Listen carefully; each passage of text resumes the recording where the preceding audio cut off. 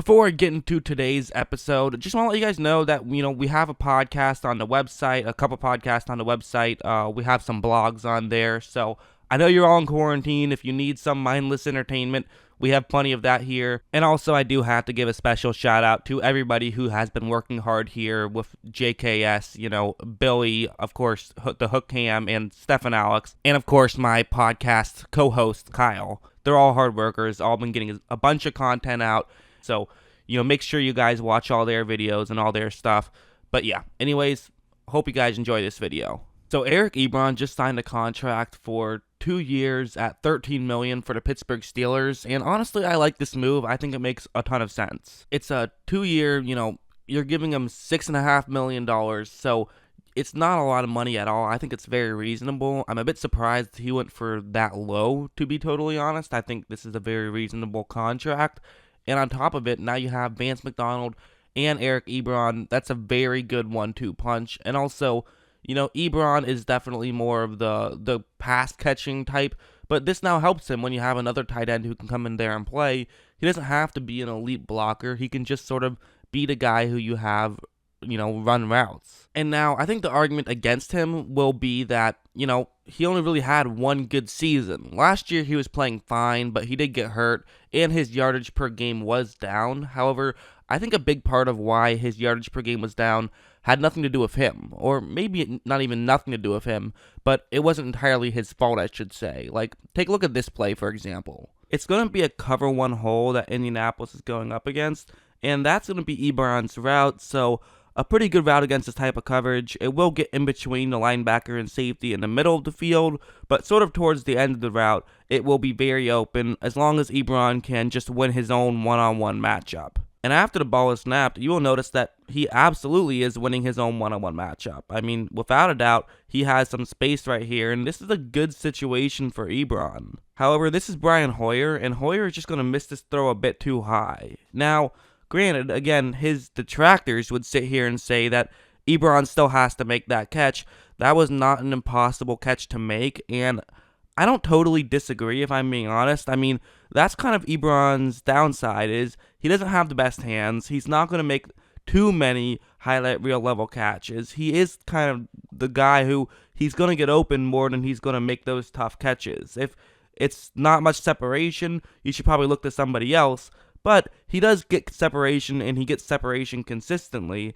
And I think that with a guy like Ben Roethlisberger, who can be very accurate for him, I think that maybe that could sort of cut down on those near misses, which could allow him to get a lot more yards. Like, this play is another example where it's going to be a cover one blitz this time, and he's running that route. So pretty similar idea, except at this point, Hoyer could throw it to him at any point in this play. And anyways, what's going to happen right after the ball is snapped is that, again, you see him open, not quite as open as last time, but there definitely is an opening here where if Hoyer can time this right and hit Ebron in stride, he can easily make this catch and they can pick up the first down. However, again, watch this throw and watch how it's just kind of behind right there, and again, Ebron isn't able to make that catch. Some other maybe better tight ends, I bet like a Travis Kelce finds a way to make that grab. So, he's not on that level in the receiving game, but few guys are. However, again, he was getting open on both of these plays, and with a perfect throw on either one of them, it's probably a catch. So, and, even if it's not exactly perfect, but a good throw on especially the first one would have been a catch. So, that's kind of the thing where it's like Brissett did miss him a bit, and also I just think Ben Roethlisberger is really good, quite frankly.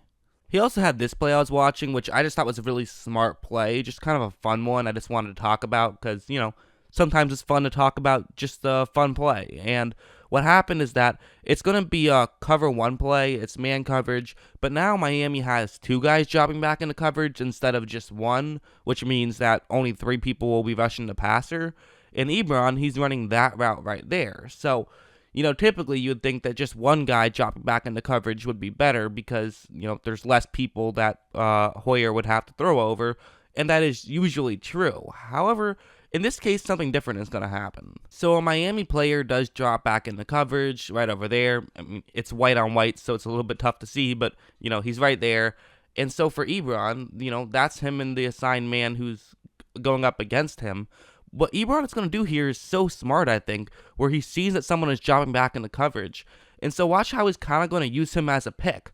Watch how he just cuts in a little bit, which gives him some space, and that allows Hoyer to, again, still not a perfect throw on that one, but, Ebron made the catch, and it was a good enough throw, so Ebron was able to make that grab, and, you give him a position to where he can make a play, and he will make those plays. It's not like he can't make difficult catches. He absolutely can, and he can make catches in traffic, but usually it just helps as long as, I almost think it's like as long as his hands are completely free, as long as no one's touching his arms. If you make contact with his arms as he's trying to catch it, he's almost always going to lose it. He's not going to be able to make those types of catches because he doesn't have the best hands. But anyways, take a look at this play. What's going to happen is that you see it's a cover one blitz once again, but what you might be wondering is who's covering Ebron, because I've left him uncovered right here, and that's because I believe that Oakland player is supposed to be covering him. There's a chance it's supposed to be that guy, actually, but neither one of them knows what exactly is supposed to happen because neither one of them end up covering Ebron.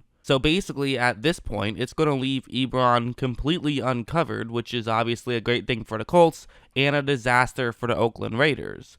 Also worth mentioning that you look at those two Raiders right there, they are kind of in the area. So yes, Ebron is open, but, it's one of those things where there just happen to be other defenders somewhat in the area, so it's not exactly a perfectly easy throw.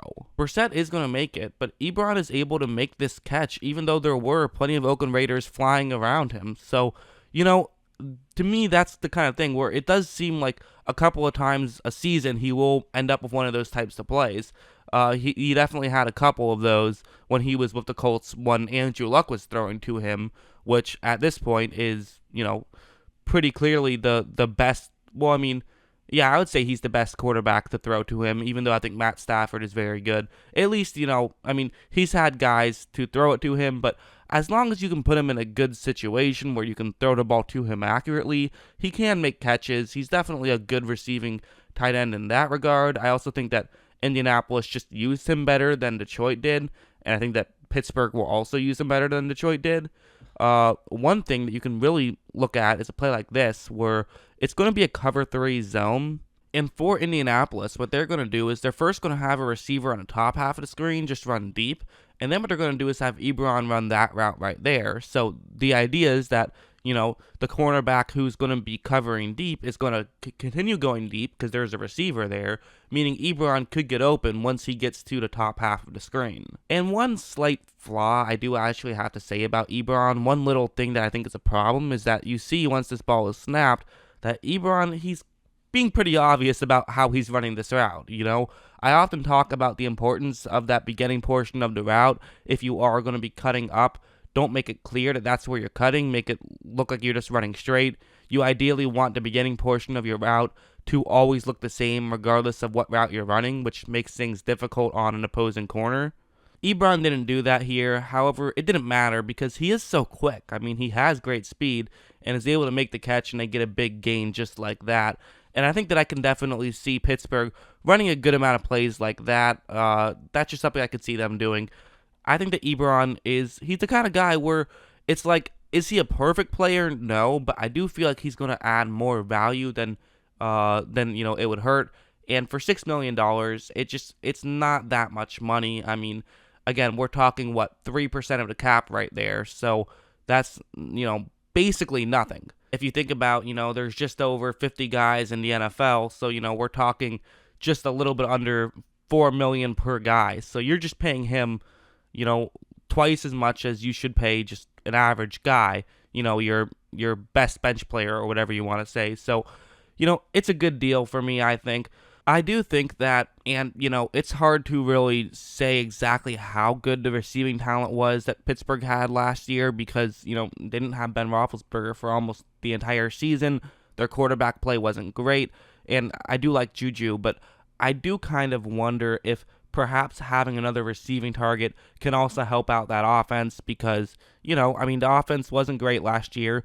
A lot of it was the quarterback play, don't get me wrong, but adding an extra target could also help. And, you can run more 2 tight end sets now.